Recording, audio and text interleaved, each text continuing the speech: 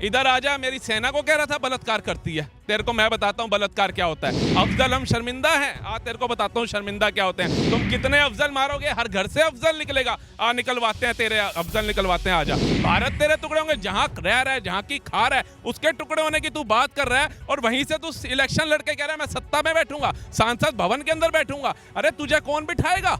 हटाओ तो सही। कहते हैं राम राज में रावण गया, कृष्ण काल में कंस, मोदी काल में कांग्रेस जाएगी, होगा विश्व ये भ्रष्टाचारियों का विध्वंस। तो मतलब इनका एजेंडा जो है बस मोदी को हटा दो। अरे तुम काम कैसे करोगे, जनता तुम्हारे पे विश्वास कैसे करे, ये तो बताओ।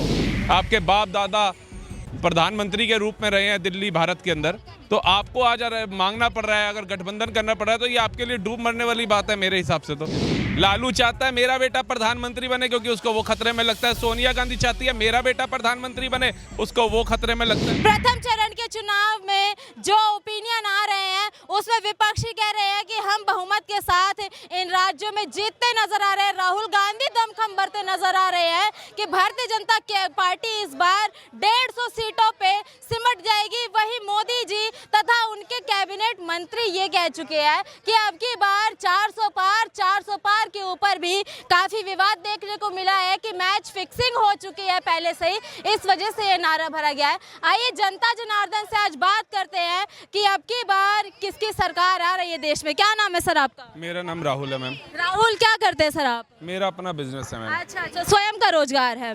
क्या लगता है देश में अब की बार किसकी सरकार आ रही है? इसमें तो डाउट ही नहीं है मैम, मोदी सरकार आ रही है और पूर्ण बहुमत से आ रही है, 400 पार सीटें लेकर के आ रही है। मैच फिक्सिंग के द्वारा आ रही है, राहुल गांधी कह रहे हैं। देखिए राहुल गांधी को खुद सोचना चाहिए कहीं वो ही फिक्सिंग तो नहीं करके बैठे, क्योंकि 70 साल पुरानी पार्टी को आज लोगों के आगे, विपक्ष के आगे गिड़गिड़ाना पड़ रहा है कि भैया मेरे साथ गठबंधन कर ले, मेरे साथ गठबंधन कर ले, सिर्फ के लिए, मोदी को हराने के लिए।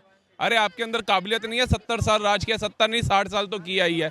आपके बाप दादा प्रधानमंत्री के रूप में रहे हैं दिल्ली भारत के अंदर, तो आपको आज मांगना पड़ रहा है, अगर गठबंधन करना पड़ रहा है तो ये आपके लिए डूब मरने वाली बात है मेरे हिसाब से। तो अरे आप कह रहे मोदी को हराने की बात कर रहे हैं, वे कह रहे हैं संविधान खतरे में है, लोकतंत्र खतरे में है, दलित पिछड़ा वंचित समाज खतरे में है, इस वजह से मोदी को हटाना है। मैडम इनके बच्चे जो है ना वो खतरे में है, संविधान खतरे में नहीं है।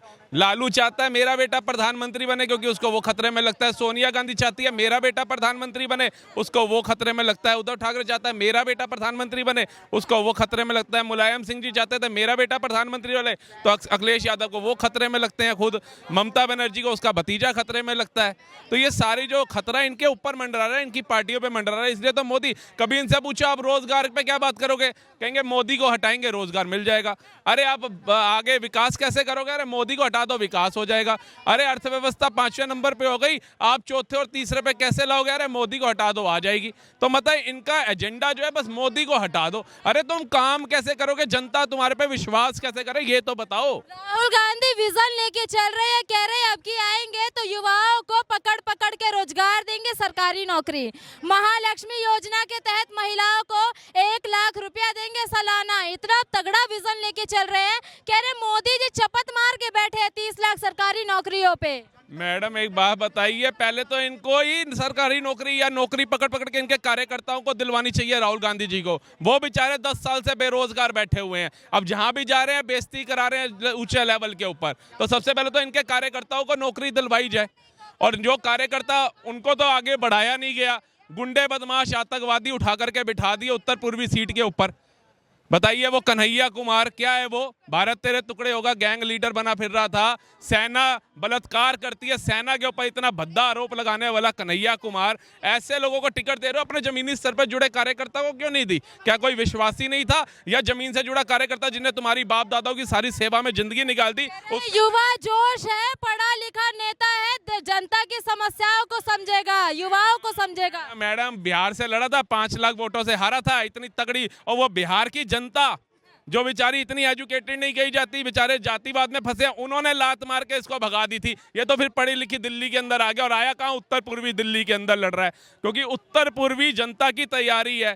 तीसरी बारी मनोज तिवारी है, सबने तय कर लिया आएगा मनोज तिवारी। क्या जन समर्थन मिल रहा है उनको, जहां जहां रैली निकाल रहे हैं वहां वहां जनता अपार प्रेम दिखा दिखा रही है, युवा प्रेम दिखा रहे हैं। मैडम जूते चप्पल बड़े ब्रांडेड और सड़िया बढ़िया स्टाइल के मिल रहे हैं, सबने नए नए खरीद लिए हैं इसको मारने के लिए कि भैया इधर आजा। मेरी सेना को कह रहा था बलात्कार करती है। तेरे को मैं बताता हूँ बलात्कार क्या होता है। अफजल हम शर्मिंदा हैं, तेरे को बताता हूँ शर्मिंदा क्या होते हैं। तुम कितने अफजल मारोगे, हर घर से अफजल निकलेगा।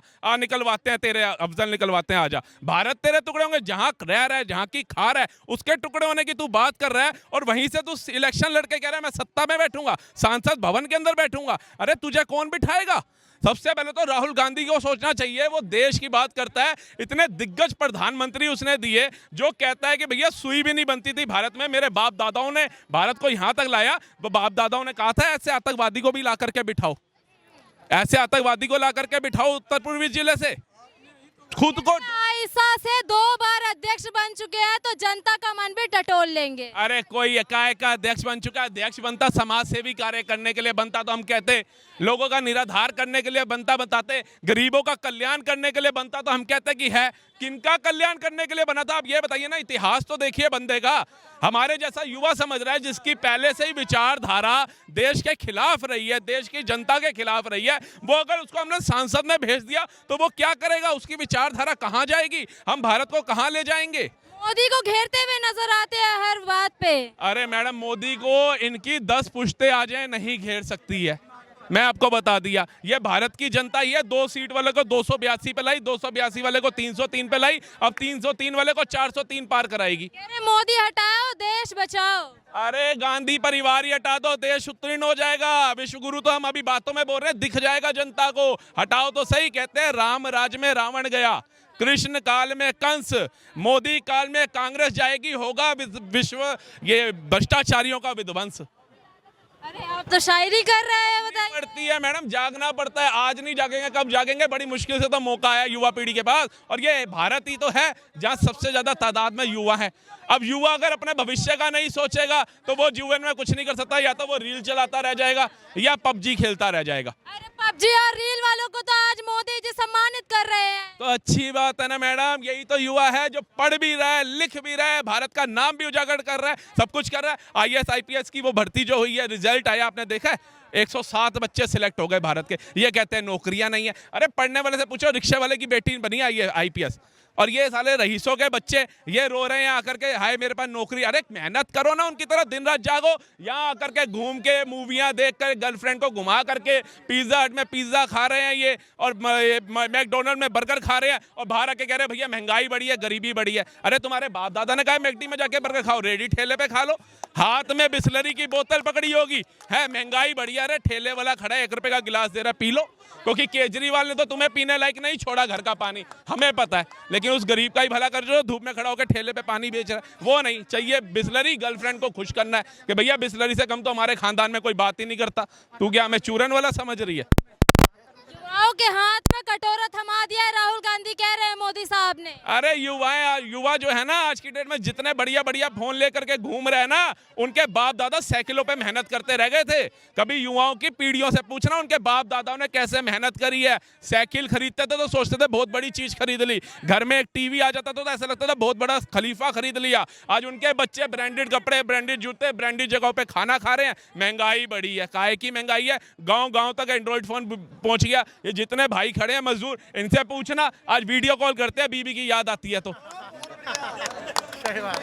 पूछ लो। महंगाई नहीं बढ़ी। अरे महंगाई खाली पता है किनके लिए बढ़ी है? जिन्होंने मोदी का विरोध करना है। कहता क्या होता है, कई बार घर में मियाँ बीबी का झगड़ा हो जाता है। अब बच्चा डिमांड करता है पापा मेरे को तो भैया बाइक चाहिए, वो भी 2 लाख वाली। बाप कहता है तेरे बाप की सैलरी 50,000, तुझे 2 लाख की बाइक ले दूं। तो वो मम्मी को जाके कहता है पापा तो कुछ लेके नहीं देते, मेरे दोस्त के पास गया, मुझे ये वाला पापा नहीं चाहिए। तो ये थोड़ी ना मम्मी पापा बदल देगी। ये डिमांड करो, प्रधानमंत्री हैं देश के, डिमांड वो करो जो जायज हो। कोई 140 करोड़ की जनसंख्या है, खाली 40 की जनसंख्या नहीं है कि सबको करोड़पति मोदी जी आकर के कहेंगे ये लो भैया मैंने ये बम परमाणु क्यों खरीदने हैं, मैंने सड़कें क्या बिछानी है, तुम ही ले लो। 140 करोड़ का उन्होंने नेतृत्व करना है जनसंख्या का।